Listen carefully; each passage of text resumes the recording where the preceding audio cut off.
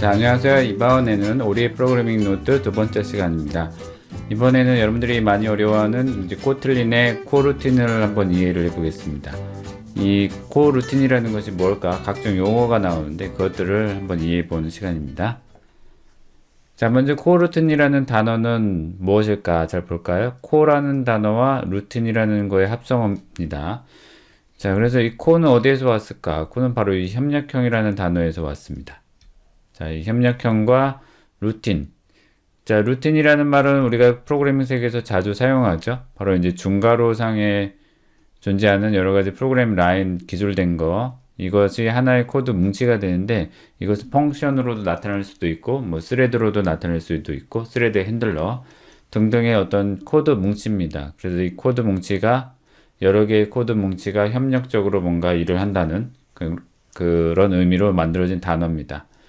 자, 그래서 이제 기본적으로는 코루틴은 비선전 멀티태스킹을 지원을 하고 있고, 자, 말이 좀 어렵죠? 비선전 멀티태스킹. 이건 이제 OS 개념에서 나오는 용어인데, 이제 태스크라는 걸 먼저 알아야만 되겠습니다. 태스크.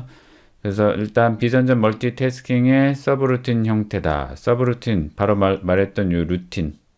예, 요 루틴을 작은 단위로 나눠진 것들이 서브루틴입니다. 그런 것의 형태라고 지금 이제 정의하고 있는 거죠. 그리고 이제 특징이라고 하면 바로 지연. 자, 지연이라는 말은 서스펜드인데, 서스펜드는 또 다른 말로 하면은 좀 뭔가 하고 있다가 잠시 물러난 상태죠. 그래서 중단된 상태이기도 하기 때문에 완전 중단은 아니지만 잠시 물러난 상태가 바로 서스펜드입니다. 그래서 지연. 그 다음에 재개는 물러났다가 다시 한번 이제 다시 실행되는 위치로 올라오는 것을 재개라고 하죠. 재개. 리줌 되는 거죠. 예. 바로 이 지연과 재개를 프로그래머가 의도적으로 할 수도 있고 아니면 이제 코루틴 라이브러리가 이제 진행할 수도 있습니다. 그래서 이게 가능하다는 거. 자, 그럼 다시 한번 비선전 멀티태스킹이라는 건 뭘까? 태스크라는 말이 나오는데 이 태스크는 사실 어떤 할 일이죠. 프로그래밍 세계에서 특정 할 일을 태스크라고 하고 있고 운영체제 입장에서는 이 태스크를 표현하는 방법은 여러 가지가 있습니다. 먼저 프로세스가 있고 이 프로세스는 일단 그 자신만의 독립적인 메모리를 가지고 있고 그 다음에 독립적인 스택을 가지고 있습니다. 독립된 메모리 물론 이제 독립된 스택도 가지고 있죠. 등등등 자신이 여러 파일 등등을 가지고 있습니다. 자, 그럼 이 프로세스 개념과 비슷하지만 이제 공유된 개념이 하나 있습니다. 그래서 스레드죠. 이 스레드는 이제 메모리는 공유합니다. 자, 하지만 스택은 독립적으로 가지고 있죠. 독립 스택. 자, 그래서 이제 이 태스크라는 건 사실 프로세스와 스레드를 다 합쳐서 부르는 말입니다. 그래서 이 태스크를 어떤 방식으로 이제 동작시킬 것인지 바로 운영체제가 결정을 하는 건데, 예를 들면 운영체제는 이 태스크를 골라야 됩니다. 그래서 운영체제 입장에서는 이 태스크를 골라내는 역할을 하는 것이 바로 스케줄러라고 할 수 있습니다. 이 스케줄러는 뭘 하냐면 이제 CPU라는 공간을 어떻게 잘 활용할 것인가 그것을 결정합니다. CPU 내에는 이제 코어가 들어있죠. 코어 1, 뭐 코어 2 이렇게 코어가 여러 개 있는 경우가 있을 겁니다. 그럼 여기다가 일정의 태스크를 이제 올려야 되는데 바로 이 스케줄러가 가지고 있는 것은 이제 실행되고 있는 형태의 q 그 다음에 이제 잠시 대기 중인 q 대기 이게 두 개의 큐로 나뉘고 자, 그 다음에 이 사실은 이제 뭐 운영체제마다 다 다르겠습니다만 우선순위가 있습니다. 자, 우선순위에 따라서 이 번호가 쭉쭉 붙어 있고 자, 먼저 여러분들이 태스크를 생성하게 되면은 여러분들의 태스크는 이 대기 큐에 들어갑니다. 이런 식으로 우선순위가 2라고 하면 여기 이렇게 들어가겠죠. 그 다음에 또 다른 태스크가 막 생성되겠죠. 태스크가 한 개만 있는 경우는 없습니다. 한 개만 있는 것은 운영체제를 사용하지 않는 인베이드 시스템에서 이제 주로 볼 수가 있는데 운영체제를 사용하는 우리 현대 시스템에서는 굉장히 많은 태스크가 돌아가고 있죠. 그 다음에 우선순위가 3인 게 2개 들어왔다고 봅시다. 이렇게 2개. 그 다음에 4가 하나 있을 수 있습니다. 이렇게 경우에 따라서 여러 개가 들어올 수 있습니다. 그러면 이제 스케줄러는 이 대기 중인 이 큐를 보고 이제 실행으로 옮깁니다. 제 우선순위가 빠른 거는 2로, 자, 2로 상태를 바꾸고 2가 이제 이쪽에 들어가서 수행이 되는 거죠. 이렇게. 자, 이거는 이제 첫 번째 태스크가 들어간 거고, 그 다음에, 자, 코어가 하나 더 놀고 있으면은, 그 다음 우선순위 3번의 첫 번째 거, 얘를 일로 실행큐로 옮기고, 그 다음에 얘를 이제 두 번째 걸로 실행을 하겠죠. 그럼 이제 2번과 3번 이제 우선순위에 있는 것이 빠져나오고, 나머지 아직 3번과 4번에 아직 하나씩 남아있죠.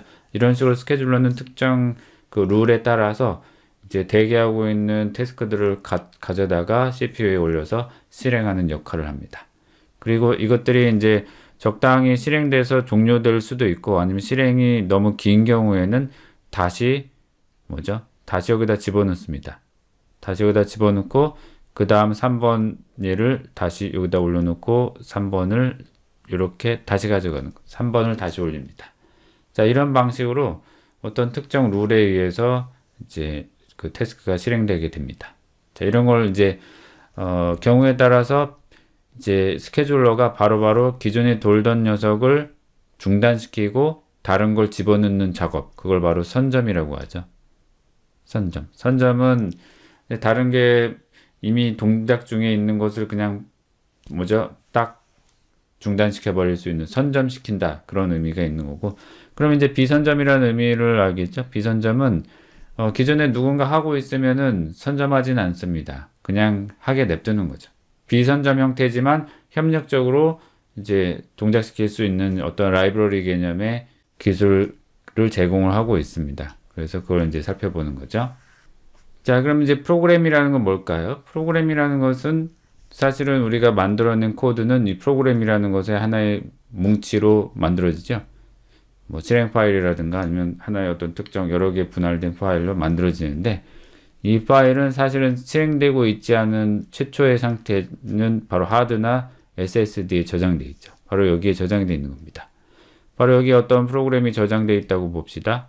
그러면 얘가 아직 살아있진 않죠. 그냥 저장만 되어 있을 뿐.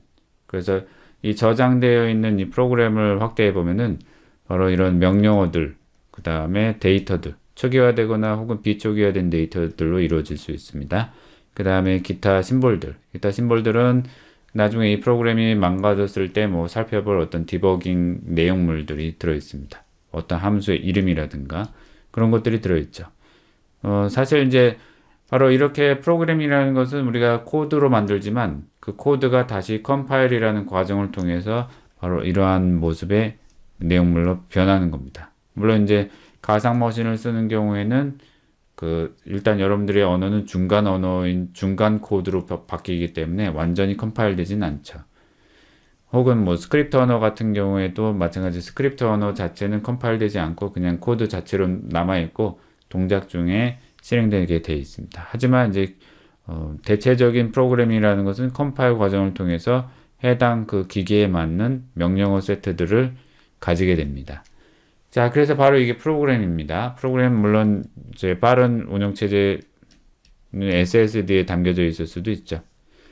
뭐 특징이라고 하면 얘는 주로 여러분들이 부트에 사용하는 운영체제가 담겨져 있을 수 있겠죠. 그래서 여기에 이제 용량이 그다지 크지는 않습니다. 하드에 비해서는. 하지만 빠르게 읽고 쓸 수 있는 저장 장치로 이제 좋죠.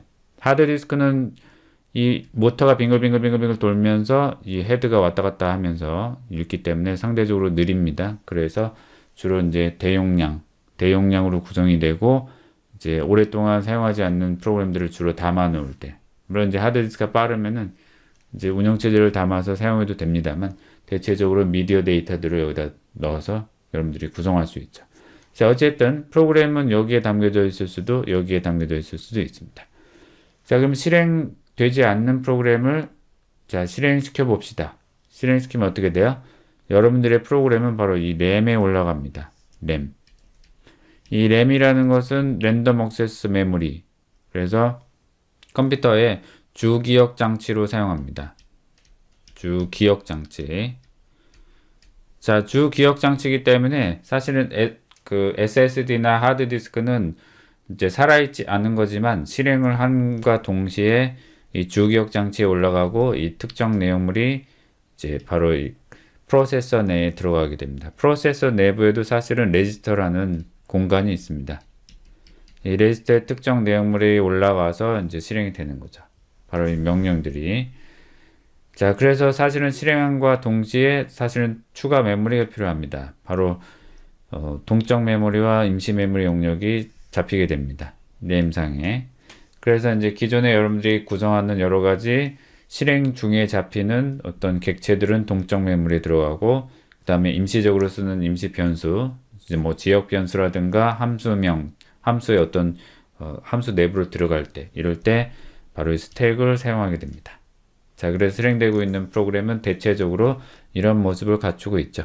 물론 이제 가상머신이라든가 아니면 각각의 어떤 특정 아키텍처에 따라서 약간씩 이 구역의 이름이 다 다르긴 합니다만 대체적인 모습은 이런 형태로 되어 있습니다. 자, 그래서 이게 만일에 메모리, 자, CPU에 올라간다. 이제 실제적으로는 이 메모리는 사실 준비되어 있는 형태의 프로그램이고 실제로 실행 중인 경우, 바로 여기서 런하고 있는 거죠. 런하고 있는 것은 바로 이 명령 세트를 하나씩 패치해서 여기서 하나씩 구동을 하는 겁니다. 실제로 실행되고 있는 것은 CPU가 그 한순간 명령 하나를 패치해서 실행하고 있는 순간이 진짜 실행이 되겠죠. 나머지는 대부분 바로 이 주기억 장치에서 가져다가 이제 CPU에다가 올리는 거겠죠. 자, 이렇게 되는 겁니다. 자, 그래서 이 CPU를 좀 더 자세히 한번 따져봅시다. 먼저 CPU는 코어가 있을 수 있죠. CPU 코어가 한 개인 경우에는 사실은 멀티 프로세스 개념이 아니기 때문에, 자, 멀티 프로세스 개념은 아니지만 멀티 프로세스라는 거는 이제 프로세스가 여러 개 있어서 한꺼번에 여러 개의 일을 동시에 처리하는 건데 병행 처리라고 하죠. 하지만 동시에 처리되는 것처럼 보이게 하려면 어떻게 해야죠? 코어가 하나 할 때.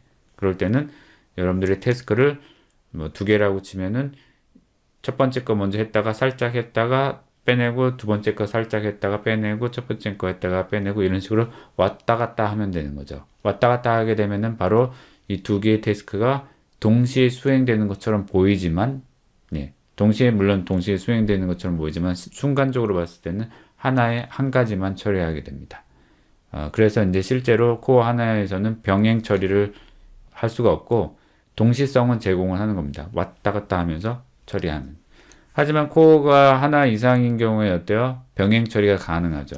만약 태스크 두 개가 있으면 코어 1번과 2번에 들어가서 처리가 가능합니다. 아셨죠? 그래서 실제로는 코어가 두 개 혹은 4개 혹은 8개 이렇게 늘어날 수 있습니다. 여러분들의 CPU 파워에 따라서. 그럼 이제 코어가 많다는 거는 그만큼 동시에 처리할 태스크가 많아지기 때문에 여러분들의 프로세서 속도가 향상되겠죠. 됐죠? 예, 그건 이제 이해하시면 될 것 같고. 그 다음에 여러분들이 만든 프로그램을 봅시다. 여러분이 만든 프로그램이 만일 순차적인 프로그램이라고 하면은 어떤 루틴을 짰을 때 그 루틴이 1번, 2번 형태로 돼 있다고 치면 사실 1번과 2번 형태를 다시 분해해 보면 이 안에는 명령어들이 있습니다. 그렇죠? 명령어들이 1, 2, 3, 4 이렇게 있다고 봅시다. 그러면은 실제로는 자, 순차적이기 때문에 루틴 1번과 2번이 동시에 들어가는 게 아니라 바로 여기에 하나씩 들어가서 처리되는 겁니다. 처리가 다 됐으면은 그 다음 2번이 들어가서 처리가 되고, 일단 명령 2가 종료되기 전까지, 그러니까 이제 기존에 어떤 처리되고 있던 내용물, 자, 지금 현재 루틴 1번을 진입해서 여기 있는 내용물을 막 처리하고 있는 건데, 루틴 1이 진입돼서 처리되고 있는 도중에 여기 뭔가 긴 작업이 있으면 루틴 2는 이제 아직 실행되지 못합니다. 그게 바로 이제 순차적인 거죠. 장점이라고 하면은 루틴 1과 루틴 2는 이제 순차적으로 수행되기 때문에 다루기가 쉽고, 만일에 공유된 데이터가 있을 경우에 루틴 1과 2가 뭐 그 공유된 데이터를 쓴다고 할지라도 순차적인 접근이 가능하기 때문에 안전하죠. 예. 물론 이제 이런 경우에는 단점은 이제 성능은 떨어집니다. 이 중간에 긴 작업에 걸리거나 멈춰 있거나 하는 경우에는 거기에 멈춰서 오랫동안 지연되겠죠. 자, 이런 식으로 명령 3, 4 이렇게 순차적으로 처리하는 기법, 이게 바로 이제 여러분들이 어떤 프로그래밍을 순차적으로 만들었을 경우에. 하지만 이제 사실은 여러분들 프로그램은 순차적으로 작성한다 할지라도 이 코어2에는 각종 운영체제가 관리하는 여러 가지 프로세스들, 여러분들의 운영체제 프로세스들과 백그라운드 프로세스들이 돌고 있습니다. 그래서 거기에 있는 내용들을 하나씩 처리하는 거죠. 우리가 만든 프로그램만 이제 순차적으로 처리가 된다고 보면 되겠습니다.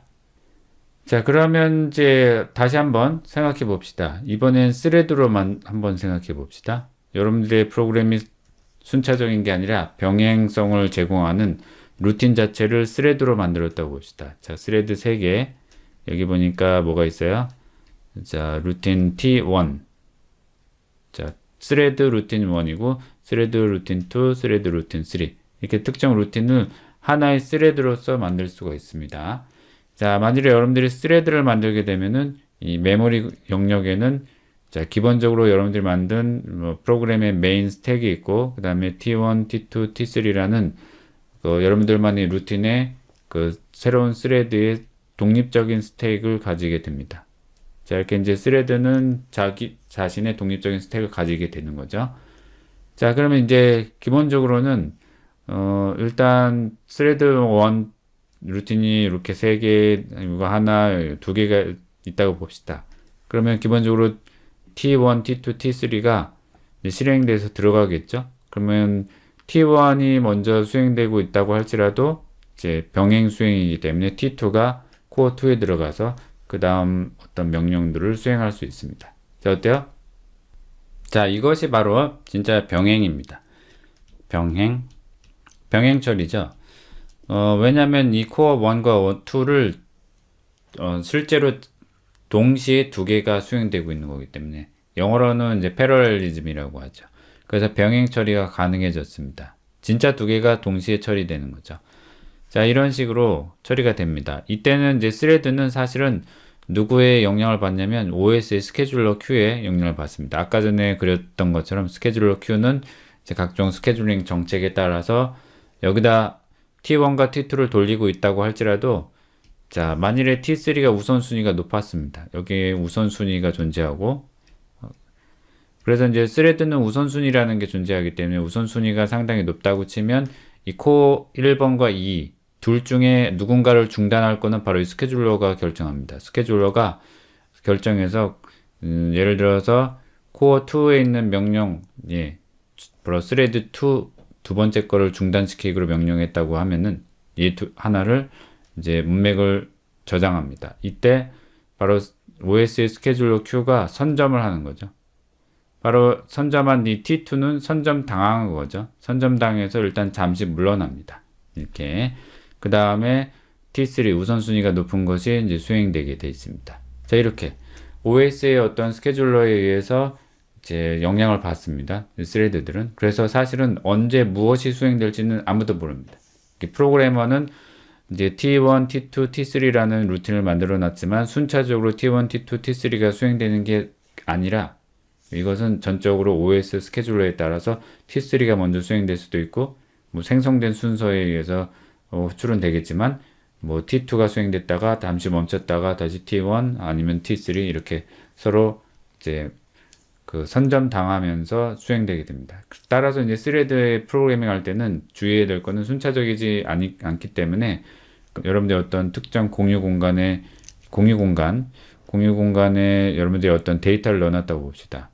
이 데이터를 T1이 막 지금 쓰고 있는 도중에 얘가 선점당해서 물러난 다음에 T2가 나타나서 여기를 다시 한번 쓰게 되면은 공유 데이터가 망가지죠. 그런 것들을 유의를 해야 됩니다. 왜냐하면 언제든 멈출 수가 있기 때문에.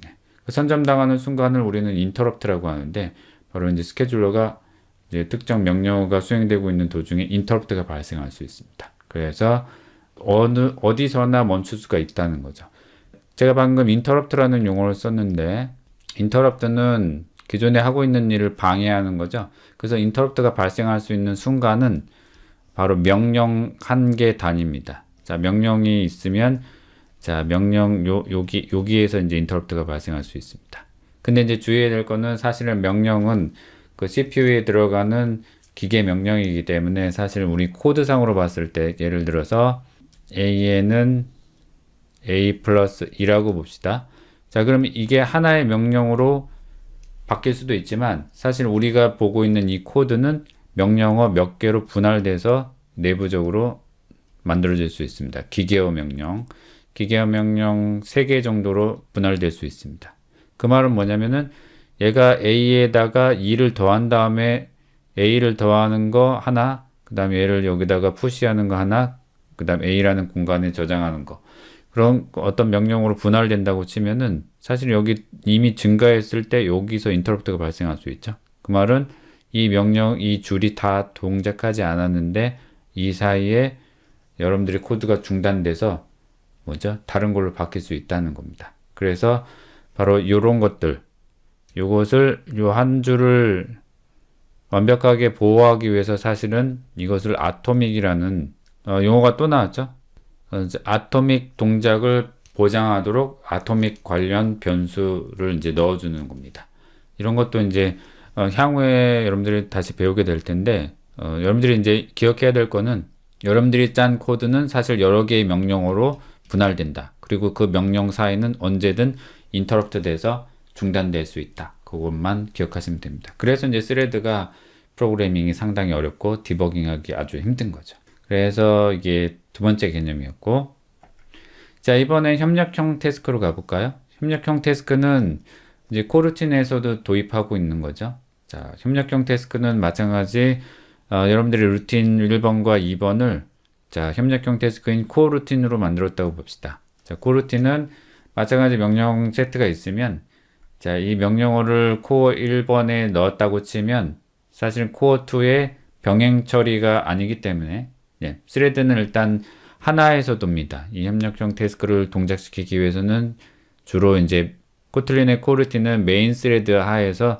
돌고 있습니다. 메인도 하나의 스레드이기 때문에 혹은 물론 이제 옵션에 따라서 코루틴을 또 다른 스레드로 분리해서 만들 수도 있습니다만 주로 기본은 이제 메인 스레드에서 만들어지고 이 코루틴은 모두 메인 스레드 하에 들어있는 겁니다. 자, 그렇기 때문에 루틴 1과 루틴 2가 수행이 되려면 명령 이제 첫 번째 루틴 1번이 수행되고 있을 때 자, 다시 이렇게 루틴 2의 명령을 갖다 수행할 수 있습니다. 이 말은 뭐냐면 이제 협력형이죠. 바로 지금 방금 물러났는데 여기 바로 물러난 개념을 우리는 이제 지연, 서스펜드라고 합니다. 지연.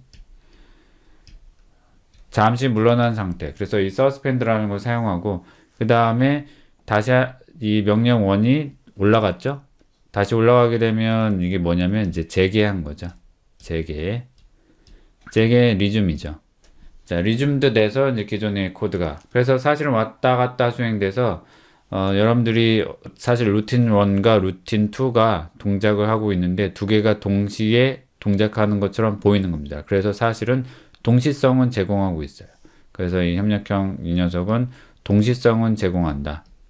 동시성 제공이라고 해서 실제로 한순간에 동시에 두 개가 한꺼번에 수행되는 건 아닙니다. 그래서 여러분들이 주의해야 될 거는 동시성이라고 하는 것은 바로 짧은 순간에 왔다 갔다 수행하는 형태를 제공하는 것, 그것도 동시성을 제공한다고 하지만 이거와 다른 말은 바로 병행성입니다. 병행성은 정말로 두 개가 한꺼번에 수행되는 거예요. 스레드처럼. 그렇기 때문에 병행성과 동시성을 헷갈리면 안 되겠습니다. 동시성이라는 거는 이제 한순간에 하나만 수행되지만 왔다 갔다 수행함으로써 전체적으로 봤을 땐 두 개가 수행되는 것처럼 보이는 거. 그게 바로 동시성을 제공하는 거고, 병행성은 진짜로 두 개의 태스크가 다른 코어에 들어가서 완전히 병행적으로 실행되고 있는 거. 동시에 두 개가 정말로 실행되고 있는 것은 병행성을 제공하는 겁니다. 자, 바로 이게 이제 협력형 태스크의 기본입니다. 물론 이제 세부적인 옵션을 조절할 수 있기 때문에 이 형태에서 약간 벗어날 수 있습니다만 기본적인 개념은 이렇게 됩니다. 자, 그러면 다시 들어와서 프로세스라는 걸 한번 생각해 봅시다. 프로세스는 자, 프로세스 내부에는 스레드 루틴이 있을 수도 있고 그 다음에 프로세스 두 번째는 방금 봤던 코어 루틴이 있을 수도 있고 그 다음에 아니면 그냥 프로그램만 있을 수 있죠. 순차적인 프로그램. 그래서 프로세스는 프로세스 1번, 2번 사실은 여러분들이 지금 다루고 있는 시스템, 우리가 다루는 윈도우 시스템이나 리눅스 시스템이든 프로세스 명령을 내려보면 상당히 많은 프로세스가 돌고 있다는 걸 알 수가 있습니다. 물론 이제 스마트폰에도 이제 굉장히 많은 프로세스가 돌고 있죠. 그렇기 때문에 사실 우리가 만든 프로세스 프로그램이 1번이라고 치면 그 1번만 도는 게 아니죠. 그래서 이 1번 플러스 다양한 어떤 모든 프로세스를 다뤄야 되기 때문에 그거의 책임은 바로 운영체제에 있습니다. 그래서 운영체제 스케줄러 큐가 얼만큼 잘 만들어졌느냐에 따라서 이 코어를 전부 다 활용하면서 시스템 퍼포먼스를 낼 수 있게 해주는 것. 그것을 이제 멀티 프로세싱이라고 합니다. 멀티 프로세싱, 멀티 태스크 뭐 이런 말로 지금 부르고 있는 거죠. 그래서 메모리 관리도 해야 되죠. 운영체제가 할 일이 상당히 많아요. 메모리 관리, 그 다음에 코어에 들어간 내용물을 문맥 저장했다가 다시 불러들이는 작업을 컨텍스트 스위칭이라고 하죠. 컨텍스트 스위칭은 이 프로세스 간 컨텍스트 스위칭이 있을 수 있고, 잘 보면 얘네들끼리 바꾸는 거, 이게 이제 비용이 가장 높습니다. 왜냐면 메모리 전체를 다 교체해야 되기 때문에. 하지만 이제 스레드 간 컨텍스트 스위칭은 메모리는 공유하죠. 여기는 공유되고 있고 여기서만 바꾸면 되기 때문에 상당히 이점이 있죠. 다만 스택은 스레드별로 스택을 가지고 있기 때문에 스택 자체는 교체가 되어야 됩니다. 자, 근데 우리가 만일에 그 코어 루틴을 사용하면은, 코어 루틴은 사실 메인 내부에 있습니다. 이 코어 루틴이 이 내부에 있기 때문에 이 코어 루틴 간의 컨텍스트 스위칭이라는 건 있을 수가 없겠죠. 그래서 사실 컨텍스트 스위칭 오버헤드가 없습니다. 물론 이제 스레드 한 군데에서 코어 루틴을 이제 생성할 때, 그렇기 때문에 굉장히 많은 어떤 내용물을 처리하는 코어 루틴을 이제 상당히 많이 생성한다든가 했을 때 이 스레드를 생성하는 것보다는 훨씬 오버헤드가 작은 거죠. 자, 이렇게 해서 기본적인 개념을 한번 다 살펴봤습니다. 자, 다시 한번 정리해 보면, 자, 협력형 멀티태스크, 다수의 루틴을 정해진 규칙에 따라서 실행 시간을 나누어 갖는 거, 나누어 가져서 동시 수행되는 것처럼 보이는 거죠. 예, 그래서 일단 하나의 루틴, 여러분들이 만든 루틴은 이제 자발적으로 지연하거나 중단할 수도 있습니다. 여러분들의 코드가. 자, 그 다음에 비동기. 자, 이 비동기라는 거는 바로 순차적인 것과 반대의 말입니다. 그래서 비동기는 그 스레드로 만들어진 병행성이라든가 아니면 코루틴이 만들어진 이런 동시성을 제공하는 프로그램이, 루틴이 이제 동작할 때 비동기죠. 비동기는 두 개의 태스크가 이제 동시에 수행되는 것처럼 보이게 하는 겁니다. 물론 이제 그 코루틴의 기본 이제 어싱크라는 빌드를 사용하지 않으면 기본적으로는 순차적으로 처리되는 것처럼 보입니다. 자, 그리고 블로킹이라는 것은 이제 기존에 수행되고 있던 루틴이 다른 요소에 의해서 실행이 중단될 때, 특히 이제 이게 어디에다 볼 수 있냐면, 여러분들 어떤 특정 루틴의 리드 오퍼레이션을 봅시다. 자, 어떤 공간에서 읽어가려고 이 코드를 했는데 그 공간에 아무것도 없어요. 그럼 읽을 수가 없겠죠? 그럼 이 리드가 더 이상 수행되지 않고 중단되죠. 그래서 이런 경우는 우리는 블로킹이라고 할 수 있습니다.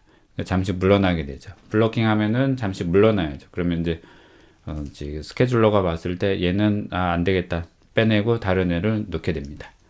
자, 블로킹이고.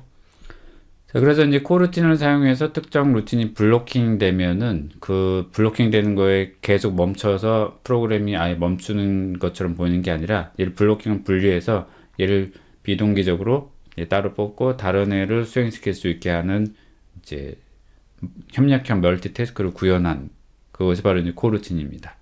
자, 그래서 사실은 이거는 운영체제가 하기보다는 코루틴이라는 라이브러리가 합니다. 그걸 누가 이렇게 왔다 갔다 할지는 코루틴이라는 라이브러리에 의해서 결정되는 거기 때문에 우리가 앞서 만든 이 스레드라는 개념과는 좀 많이 틀리기 때문에, 잘 비슷하지만 틀려요. 다른 말로 라이트웨이트 스레드라고도 부릅니다, 코루틴을. 하지만 스레드하고는 사실은 근본적으로는 틀린 거죠. 자, 그럼 도대체 왜 이게 코루틴을 사용하냐? 우리가 만든 프로그램 한번 볼까요? 우리가 만든 프로그램은 사실은 그림을 그리고 레이트를 넣고 글자를 입력하고 버튼을 누르는 등의 여러 가지 행위를 하죠. 사실은 알고 보면 여러 개의 태스크가 존재합니다. 이 그림을 위해서는 네트워크 다운로드하는 태스크, 그 다음에 디코딩하는 태스크가 있겠죠.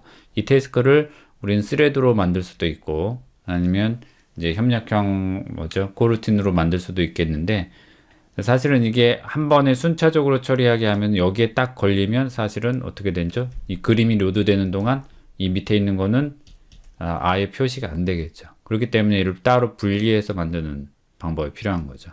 디코딩도 마찬가지죠. 이 그림이 데이터를 다 가져온 다음에 이 데이터가 PNG 타입인지 뭐 JPG인지에 따라서 디코딩을 해야 되겠죠.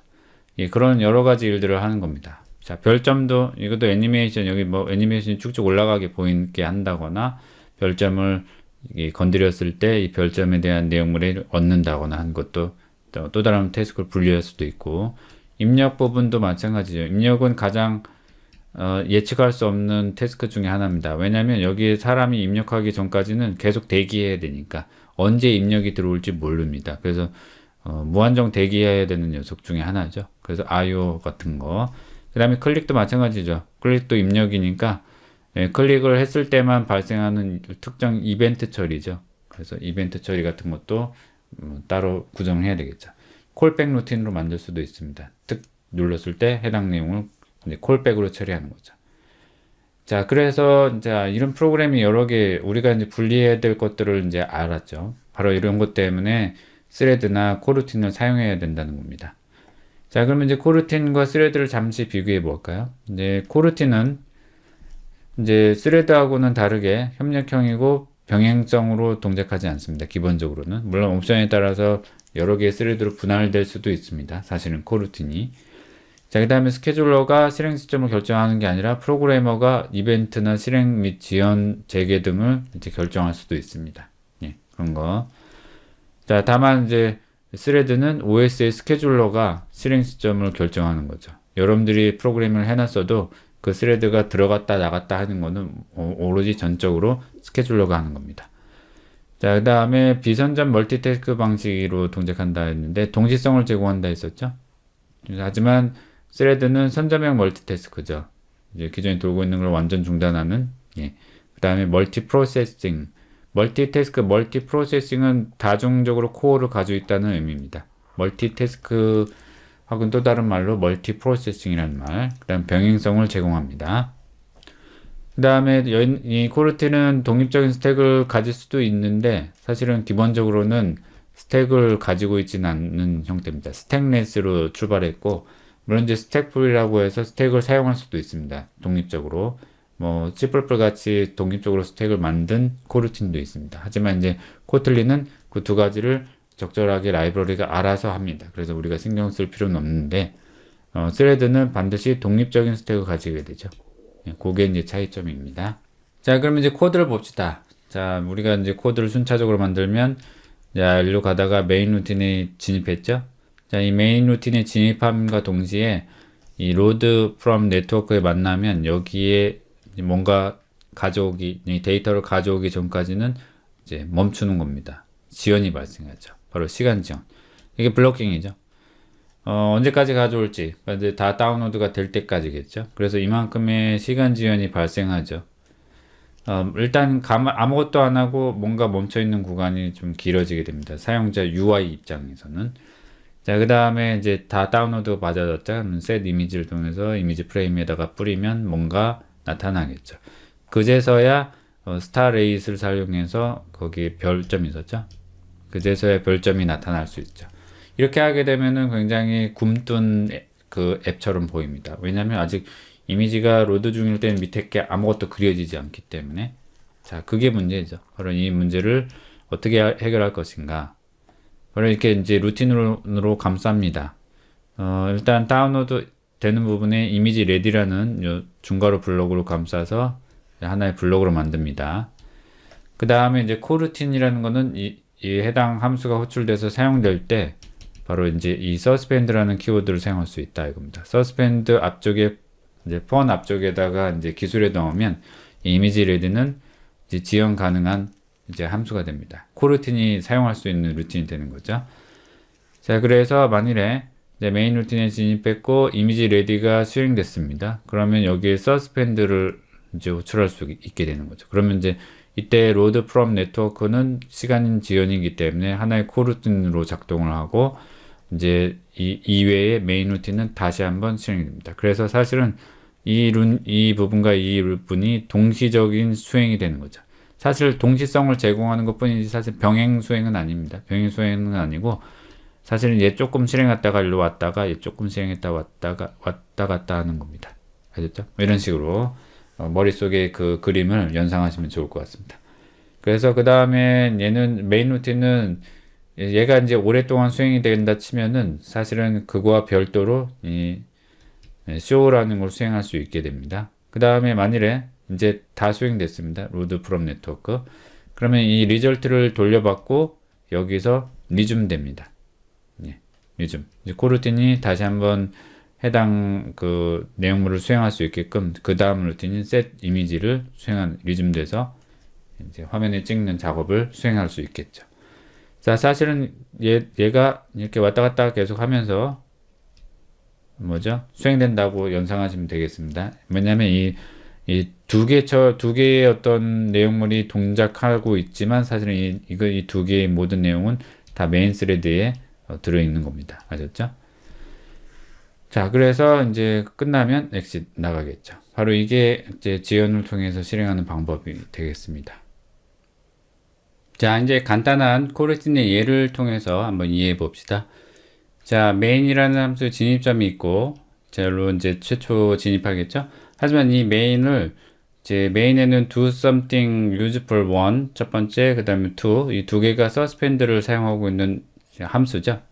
이제 이 루틴을 사용하려면 반드시 이 루틴을 이 suspend가 붙어 있는 함수를 처리할 수 있도록 run blocking이라는 걸로 이제 감싸줘야 됩니다. 혹은 이제 코루틴 빌더를 통해서 블럭을 구성해야 되는데 이 메인 자체에다가 구성할 수 있는 방법이 run blocking입니다. 그래서 여기서 여기까지는 이 내부에는 이제 여러분들이 그 suspend로 정해진 이제 함수들을 사용할 수 있게 됩니다. 자, 그래서 어쨌든 이 suspend로 정해진 첫 번째 함수, 자, 진입해서 수행이 될 때 do something useful one을 만나면 자, 어때요? 이 내부로 콜에서 들어갈 거고 기본적으로 이 코루틴에 대한 특정 형식을 정해주지 않으면 순차적인 실행이 됩니다. 그래서 딜레이 1이니까 1초, 이제 1초 있다가 리턴 되죠. 리턴 돼서 여기 들어가고, 그 다음에 다시 두 번째, do something useful to, 여기에 여기로 진입해서 이제 1초, 그다음에 돌아갑니다. 그러면 2초에다가 나머지에 해당 결과 받아오고 그 다음 여기 부분을 탈출했을 때, 자, measure time release라는 요거는 이제 시스템이 제공하는 이제 람다식인데, 여기 이 블럭에 들어있는 내용물의 타임을 수행 시간을 이제 알아볼 수 있습니다. 그래서 그 수행 시간을 찍어보면 약 2초가 약간 넘는 이제 순차적인 실행과 비슷하게 보입니다. 그래서 실행 결과는 자, 이렇게 2011ms, 약 2초가 약간 넘은 거죠. 이렇게. 자, 이게 이제 간단한 코루틴 블럭인데, 그럼 만일에 비동기로 수행을 하려면 어떻게 해야 되나? 그래서 비동기, 이걸로 감싸주는 겁니다. 자, 이것도 일종의 코루틴 빌더 중에 하나입니다. 그래서 그 코루틴 빌더 중에 비동기로 처리할 수 있도록 이 두 개의 함수를 이렇게 감싸줍니다. 그 다음에 여기서 이제 언제 끝날지 모르죠. 이 첫 번째 게 먼저 끝날 수도 있고 두 번째 게 먼저 끝날 수도 있습니다. 그래서 어쨌든 간에 첫 번째 결과, 두 번째 결과를 받아서 이제 대기시켜야 되기 때문에 이 메인 진행부는 await을 호출합니다. await을 호출하면 이 해당 결과가 오기까지 여기 대기됩니다. 아직 프린트 되지 못하고 대기하게 되는 거죠. 그래서 await을 만난 순간 이제 일단은 이제 위에 있는 이제 내용물이 처리되기까지는 이제 빠져나가진 않죠.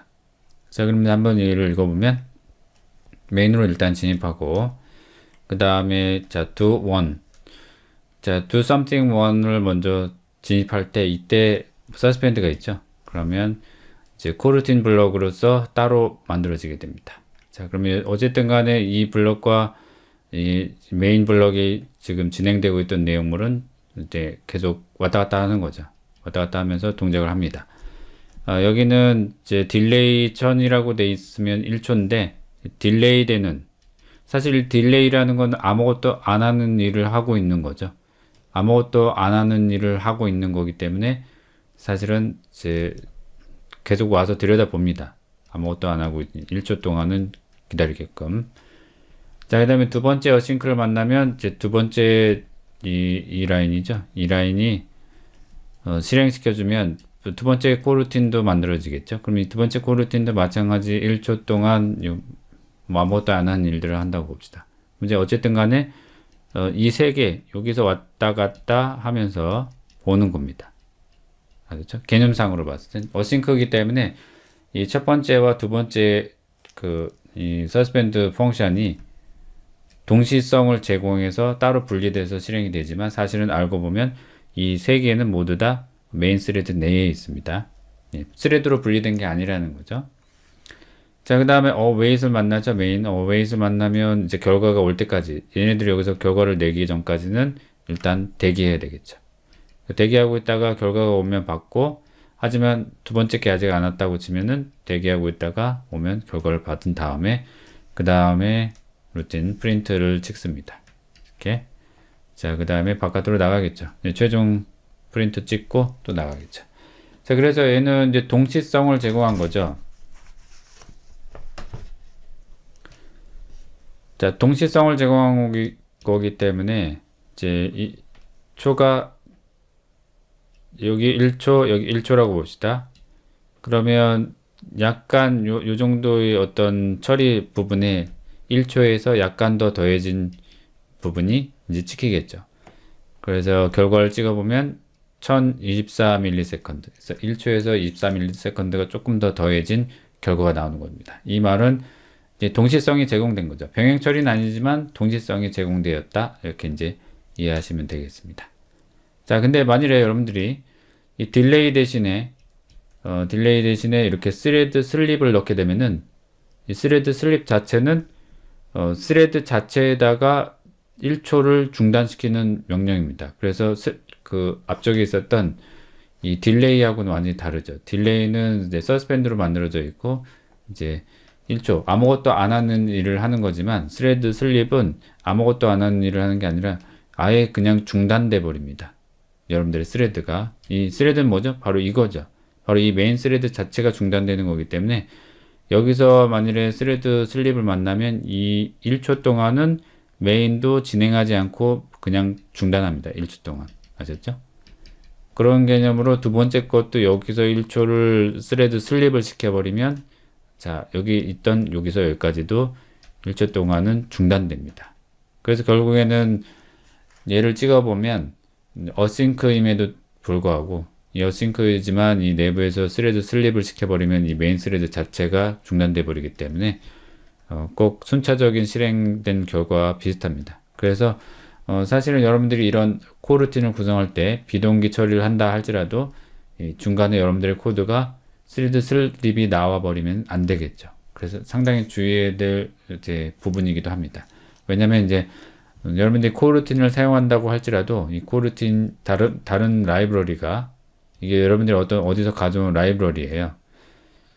이게 라이브러리인데 알고 봤더니 이 내부에 스레드로 사용한다는 걸 가정하고 슬립을 마구 사용하고 있으면 우리가 의도한 대로 동작하지 않기 때문에 그래서 이제 스레드 슬립과 이제 딜레이 것을 이제 주의해서 봐야 되겠습니다. 자, 그래서 간단한 코드를 통해서 살펴봤고 이제 최종적으로는 코루틴 개념을 잠깐 정리하면 코루틴 스코프가 있고 스코프는 코루틴 문맥을 실행하기 위한 범위 지정, 컨텍스트는 문맥입니다. 그래서 실행하는 문맥 자체를 이제 지정하는 건데 문맥이라는 거는 또 여러 가지가 있습니다. 코루틴 메인 문맥에서 작동할 것인지 따로 스레드로 분리할 것인지 우리가 세밀하게 정할 수 있죠. 그 다음에 이제 코루틴 빌더. 코루틴 빌더는 이제 그 코루틴 형식의 그 서스펜드로 지정된 함수들을 사용하기 위한 이제 구역을 만들어 줍니다. 그래서 런치가 있고 어싱크가 있습니다. 방금 어싱크는 살펴봤었죠. 자, 런치는 꼭 이제 동작시키고 이제 잊어버린다 그런 개념으로 보시면 되겠습니다. 이제 날려보내는 거죠. 네, 그렇게 기억하시면 좋을 것 같고 그래서 이제 코루틴의 어떤 특정 옵션을 넣기 위해서는 코루틴 디스패처에 대해서 또 이해를 해야 되는데 코루틴 디스패처는 실행 방식을 담당해서 기본적으로는 뭐 스레드 풀에서 스레드를 사용해서 동작시키는 방법, 메인 스레드 내를 이용해서 동작시키는 방법, 이걸 이제 메인 스레드에 가둔다라고 하죠. 그 다음에 IO처럼 긴 실행 시간을 가지고 있는 경우에는 디스패처 IO를 사용해서 이제 IO 작업 시 준비된 스레드를 사용하는 방법. 그리고 unconfined라고 있는데 이것은 이제 지연 재개할 때 특정 스레드로 분리될 수 있게 해주는 건데 사실은 이거는 코드에서 보통 이제 사용하지는 않습니다. 그래서 이 정도. 이제 코루틴에 좀 더 자세한 것은 이제 제가 쓴 이제 도이트 코틀린 프로그래밍에 있는 코루틴 부분을 이제 살펴보면 더 좋을 것 같습니다.